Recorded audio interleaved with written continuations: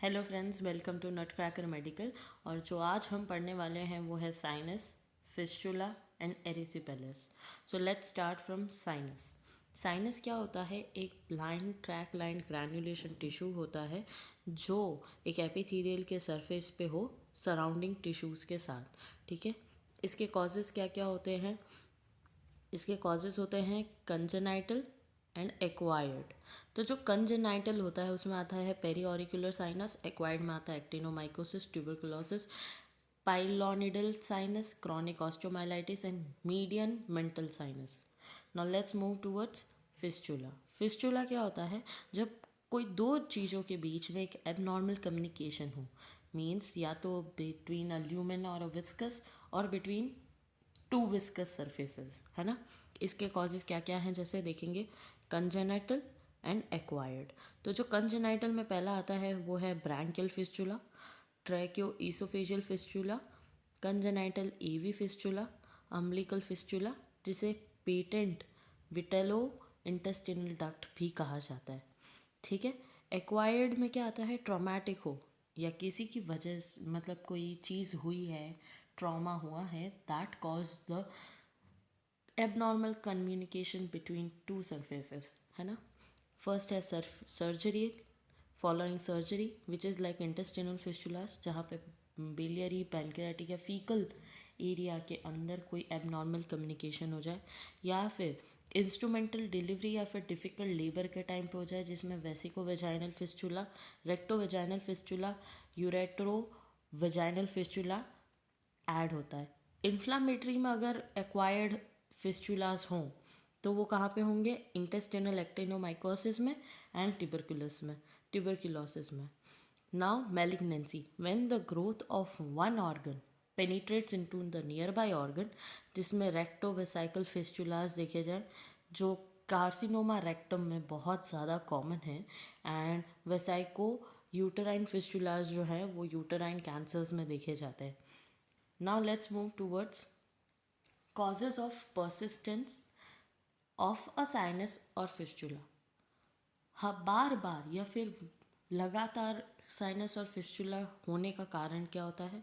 जब बॉडी के अंदर कोई फॉरेन बॉडी, अगर नेक्रोटिक टिश्यूज जो हो, अगर underneath are bodies, which is like examples like suture and sequestrum, these also causes persistent sinus and fistula. Insufficient non dependent drainage हो रहा हो, परसिस्टेंट ऑब्स्ट्रक्शन हो कहीं पे ल्यूमेन में, example in faecal fistula and biliary fistula, जहाँ पे distal obstructions देखे जाते हैं।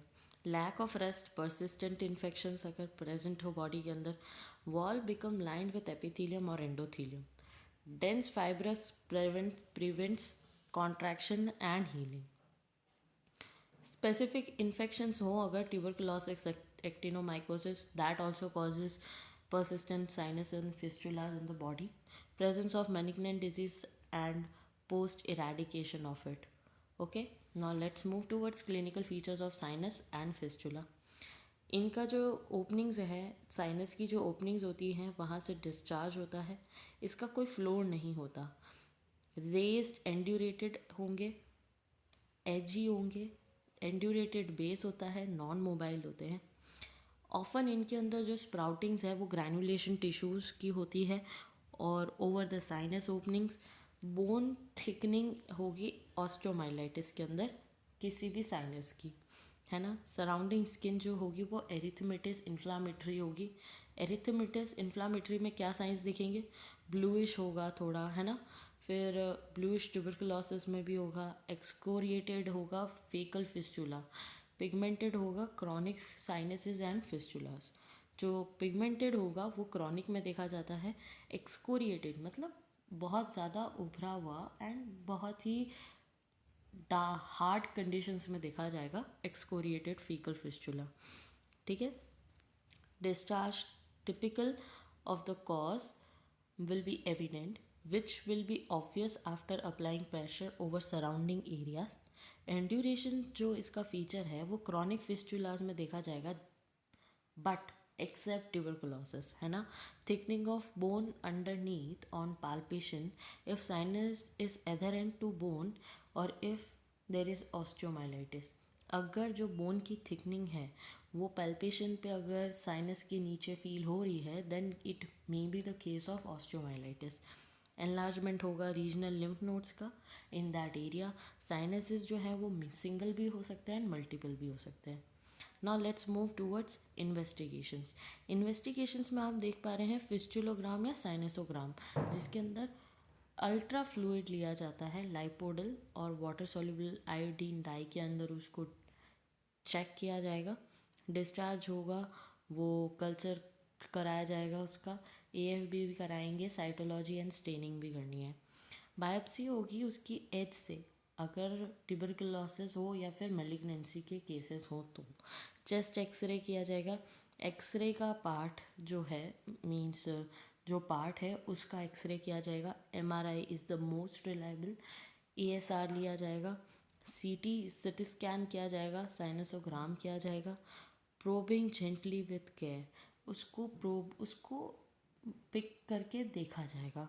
Digital examination of the rectum and proctoscopy in fistula of ano. Now let's move, as you can see, fistula in both the sides, as you can see here.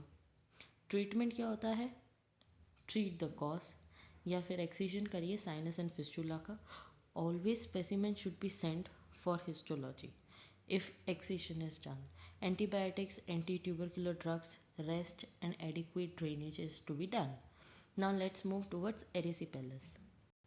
ये एक तरीके का acute inflammation होता है skin का, जिसके अंदर subcutaneous tissues associated होते हैं विथ सीवियर लिम्फेंजाइटिस। इसकी कॉजेज़ या इसकी ईटियोलॉजी क्या होती है? स्ट्रेप्टोकोकस पाइजेंस की वजह से होता है। एंड प्रेसिपिटेटिंग फैक्टर्स किसकी वजह से ज़्यादा बढ़ेगा? जब माल नरिशमेंट देखा जाएगा या फिर कोई क्रॉनिक डिजीज़ देखी जाएगी पेशेंट के अंदर, तब इसकी ज़्यादा बढ़ने के चांसेस होते हैं। Children and old people are commonly affected. Infection sets in after a small scratch or abrasion and spreads very rapidly, resulting in toxemia. Sites कहाँ कहाँ पे स्क्रैचेस या एब्रेशंस के चांसेस जहाँ ज़्यादा होंगे, वहीं पे इन्फेक्शन के चांसेस भी ज़्यादा हो जाएंगे। लाइक फेस, आईलेट्स, क्रॉटम्स, ये इन्फेंट्स के अंदर, और अम्बिलिकस भी इन्फेंट्स के अंदर होता है ना। एज यू कैन सी, देखिए एरिसिपेलस के केसेस कैसे होते हैं। Now let's move towards site. इसकी साइट्स जहाँ ये मोस्ट कॉमन होता है वो होती है orbit, face, year lobules, hands and scrotum.